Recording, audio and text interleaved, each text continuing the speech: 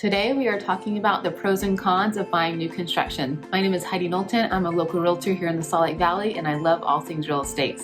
If you love to learn about real estate, all things real estate, be sure to subscribe to my channel to get notified when I make a new video every week. If you're ready to buy a house, it's really common to want to consider whether you should buy an existing house or whether you should buy a brand new house that has just been built. They are two different experiences, they're not the same, so it's really important to weigh the pros and cons of each to see which one will fit you better. So here is pro number one. So moving into a brand new house is really exciting because you're moving into a house that no one has ever lived in. It's super clean. If you're worried about scary surprises from a home that has been lived in, then definitely buying a brand new house is the way to go for you. So con number one, not all builders are the same. It's important when you are getting ready to build a house that you do some research on the builder that you're choosing. You want to talk to other people that have built with this builder, maybe someone who's been in their home at least a year to see if they had any issues come up.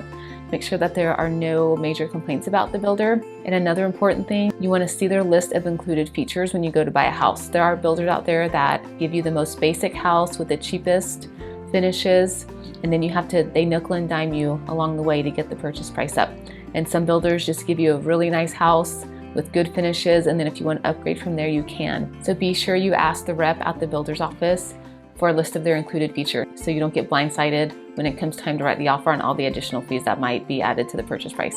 Pro number two, you go to buy a house that is brand new, your maintenance costs are much less in the first couple years. Stuff like your water heater, lasts about 8 to 10 years, sometimes even longer. I have a water heater right now in my house that is over 20 years old and I can't believe it is still going. Same with the roof. Your roof will last a really long time. Your air conditioner is going to last a really long time. Usually you don't have plumbing issues for a while. So that is a really great thing about buying a new house, is that you're going to have less cost for home maintenance for the first couple years. Con number two, upgrades aren't cheap when you're going to build a house. When you have a builder adding on extra features of a home like wainscoting or shiplap on a wall or upgraded countertops, or maybe you want to change the appliances, they do charge additional fees for this. So keep in mind that when you go in to buy a house, you see the base price of the house. That's with no upgrades, or some builders do include some minimal upgrades. Make sure you budget adding on additional upgrades when you see that base price. Some people spend $100,000 in upgrades and some people only spend $20,000 in upgrades.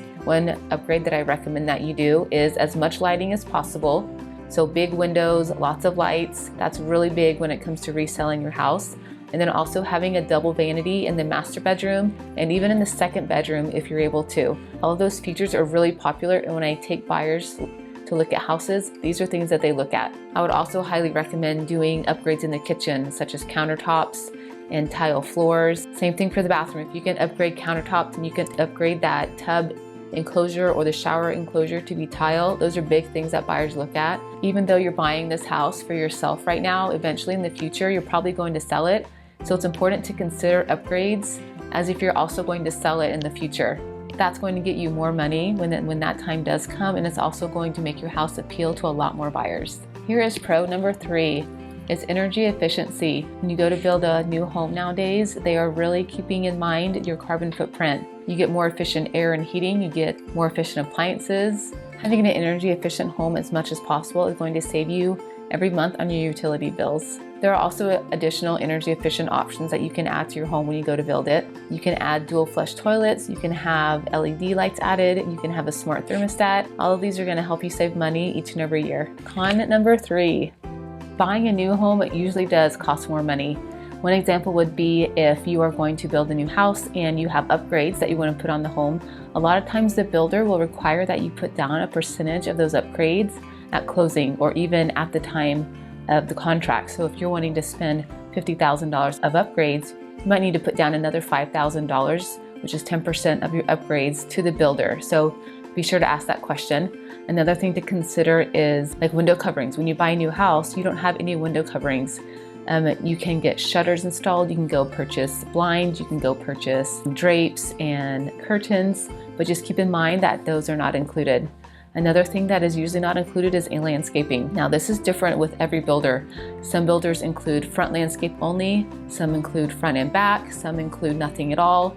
It really varies depending on the builder and the community as to what landscaping is included. Same with sprinklers. Make sure you discuss sprinklers, see if that's included or not. Sometimes the HOA or the city will keep maybe $2,000 or $4,000 of your money And then once you get your landscaping done, you get that reimbursed. So ask about that also, see if there's a program like that in place. So this next one is both a pro and a con. And it's about the options available to you when you're building a house. So when you build a house, you have limited options. You have their floor plan that's in front of you, and you usually have a couple options, like maybe you can convert a bedroom into a loft or vice versa, or maybe you can add a patio to the back, or maybe a fireplace, stuff like that. But you can't go super custom, as in adding an extra 5 feet to the living room or adding an extra 2 or 3 feet to the master bedroom. Usually those options are not available when you're building a house. The pro to that is that you have limited options. So when you go to choose your color for the walls, instead of having thousands of colors to choose from, maybe you only have 10. Or same thing with kitchen fixtures. If you have to choose from 1,000 different faucets versus here's 5 faucets to choose from, it makes it much easier when it comes to picking out options for a house.